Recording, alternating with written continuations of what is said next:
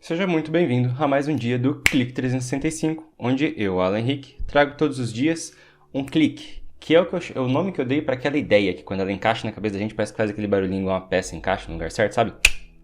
Então, eu gosto de ter boas ideias na minha cabeça. Se você também gosta, eu quero compartilhar as minhas para com você, porque se eu compartilhar eu não fico sem elas e você tem elas também. Hoje é o clique 138. Vivário. Vivário é o nome de um filme que eu assisti por recomendação do canal Super 8, onde o Otávio Ugá apresenta resenha de vários filmes e para ele poder ter mais visualizações, ele costuma colocar filmes em que as pessoas estão pedindo.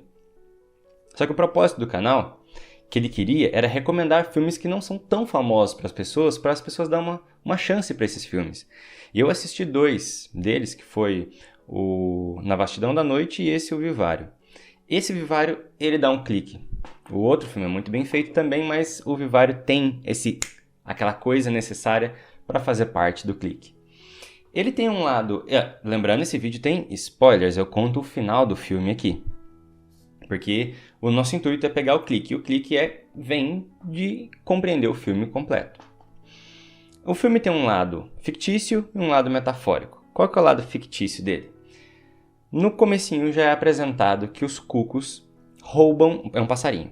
Sabe aquele? Cucu. Ele rouba o ninho de outros passarinhos.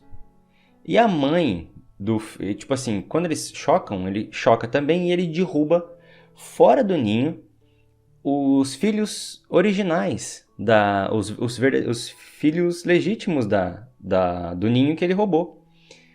Que a outra vai lá e coloca e dá para os outros cuidar. E ela alimenta o cuco como se fosse filho dele. Ela continua fazendo o trabalho dele, sendo que ele matou os verdadeiros filhos dela. O passarinho não tem esse senso de realidade como o nosso, né? De, não, você não é meu filho, mas... Apesar de que alguns também não tem, mas vamos focar nessa questão aqui.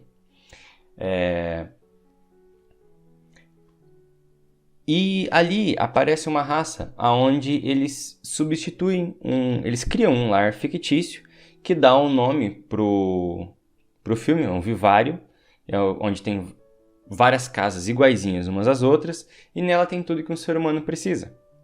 E ali não explica bem que raça é essa. Nós percebemos que eles têm uma vida mais curta, um período de vida mais curto. Isso é demonstrado quando a criança com 98 dias já está com o tamanho de uma criança de 6, 7 anos. E eles falam um outro idioma. A gente percebe por cima. Por tantas, a personagem principal descobre que todo mundo vive. Tem várias pessoas vivendo naquele vivário. Mas como esse casal, é um casal no caso, os principais, chegou nesse lugar? No começo do filme é mostrado ela como professora e ele como um serviçal. Não sei como dá pra... É um faz-tudo. É aquele cara, um ferramenteiro. Dá algum serviço que precisa ser consertado ou arrumado que o cara sabe. Ele tem escada em cima do carro, tem uma maleta cheia de vários tipos de ferramenta. Então é um zelador. Não sei se dá pra dizer só de zelador, mas é um faz-tudo. E eles estão procurando uma casa. Eles vão a um lugar onde o cara mostra esse lugar, que vai ser futuramente o vivário, e onde eles vão ficar lá, que fala, vocês devem estar pensando subúrbio, credo, tipo assim, não é um lugar onde vai ter a agitação do centro da cidade. E lá, ele apresenta para eles como é o lugar. A casa é perfeitinha, todas as casas são iguais.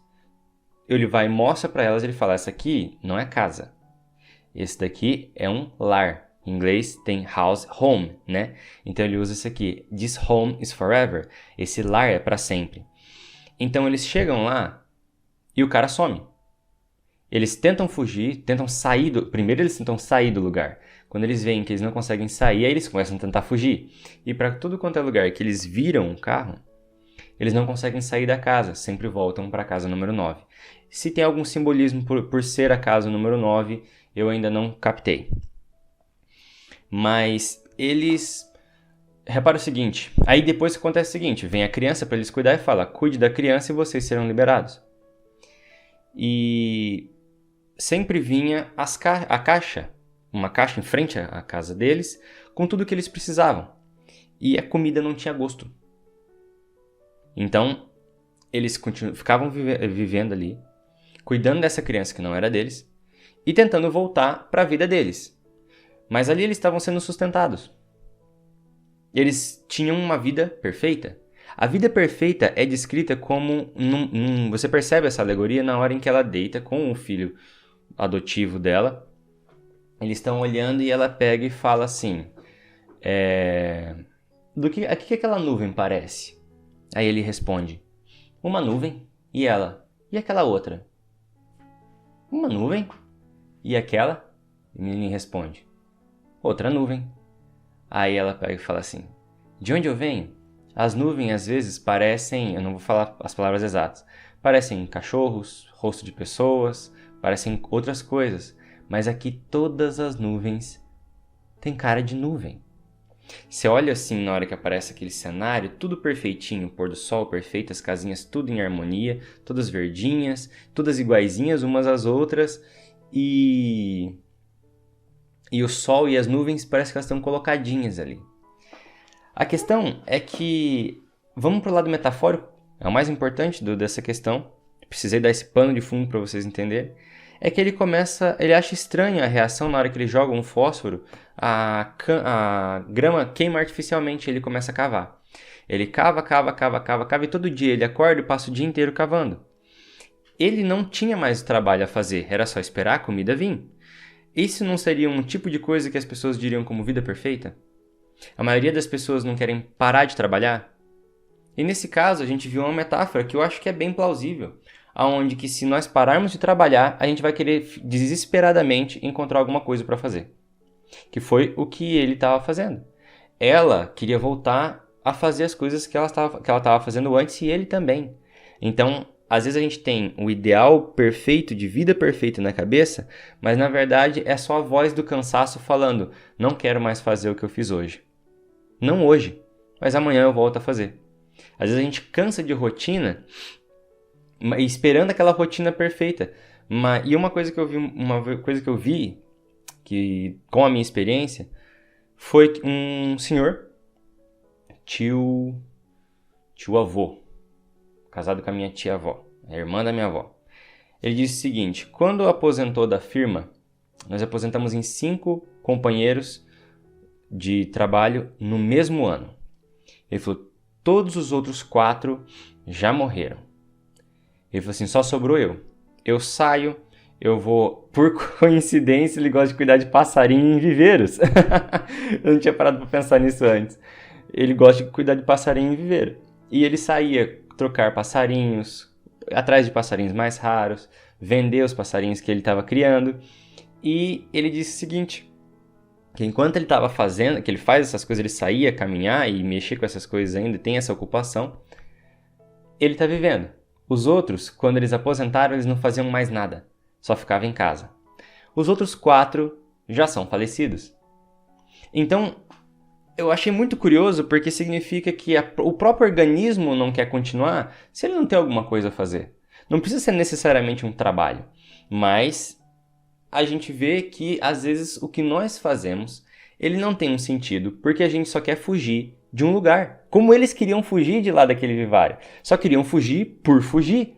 Eles queriam fugir para quê? Para não continuar naquela vida. Mas qual outra vida eles queriam? Era voltar para a mesma que eles tinham? Ele passou a vida inteira cavando aquele poço. A vida inteira, mas... Chega no final, ele cansa, ele está doente, ele morre.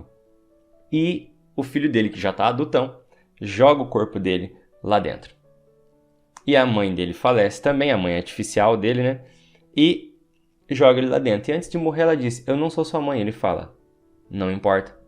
O mais curioso é que aquele homem que levou eles lá, o corretor imobiliário que levou eles para verem a casa, corta para uma cena onde aquele rapaz consegue sair tranquilamente daquele vivário. Coisa que os protagonistas não conseguiram fazer. Quando ele chega, o cara tá para morrer. Curioso é que ele tira o nome dele. Não um crachá ou alguma coisa assim da função da firma, mas ele tira o próprio nome, Martin. Ele tira o nome e entrega pro rapaz, o rapaz coloca, na hora que o cara morre, ele põe ele num saco, como ele colocou os outros 2, dobra ele, põe numa gaveta do lado, senta e espera o próximo casal vir. Eu achei muito interessante essa cena porque é assim que a vida funciona. Porque é assim que a vida funciona. Isso não acontece literalmente, mas quando uma outra pessoa sai, morre, um outro mais jovem vem no lugar dele e o substitui. Tanto que parece até que substitui o próprio nome, até a própria identidade. Se a identidade dele estiver vinculada ao que ele faz na vida, na verdade, como diz, o clique era para ser uma coisa rápida, mas tem uma trolhada de clique dentro desse vídeo. Ele tira o nome e ele não troca só de função, parece que ele é um substituto da pessoa mesmo. Para outras pessoas que não conheciam Martin pessoalmente, ele é só mais um corretor imobiliário. É a mesma coisa de não trocar só a função, trocar o próprio nome e passar a sua vez, a sua vida para outra pessoa. Não acontece assim da pessoa que vai substituir o outro enterrar o seu antecessor numa gaveta do lado. Não acontece isso na nossa vida mais. Foram outras pessoas que fizeram e na essência, na prática, não é isso. Nós, como os jovens, vamos substituindo os velhos. Assim que eles morrem, tira ele, põe a gente no lugar. E quando a gente ficar velho, vem outro jovem, tira nós, enterra a gente, vem outro no lugar.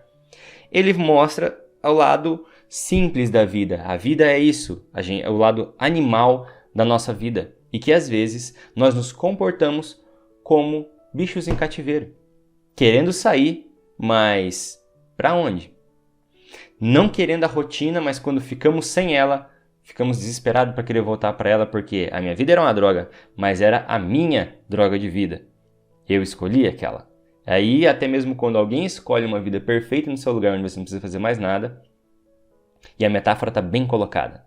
Tudo que vem simples não tem sabor. Tudo que vem de graça não tem gosto. Quando você é mantido e não se mantém, a coisa não tem aquele... resumindo essa sensação que eu quero dizer, a comida mais gostosa do mundo é aquela que você come quando está desesperado de fome. Entendeu? Bem, esse foi o clique de hoje. Se gostou, curte, comenta e compartilha. Tá no YouTube? Se inscreve no canal, ativa o sininho para receber as notificações. Se tá no Face, curte a fanpage. E no Insta, segue o perfil. Até o clique de amanhã.